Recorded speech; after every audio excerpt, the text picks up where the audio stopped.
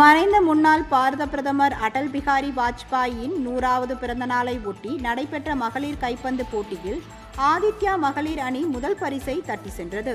முன்னாள் பிரதமர் வாஜ்பாயின் 100வது பிறந்த நாளை ஒட்டி மகளிர் கைப்பந்து போட்டி காஞ்சிபுரம் பெரியார் நகர் பகுதியில் பச்சையப்பன் ஆடவர் கல்லூரி மைதானத்தில் நடைபெற்றது.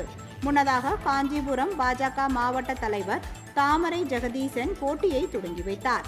இதில் பள்ளி மாணவிகளுக்கான போட்டியில் 4 அணிகளும், கல்லூரி மாணவிகளுக்கான போட்டியில் 3 அணிகளும் பங்கேற்றன.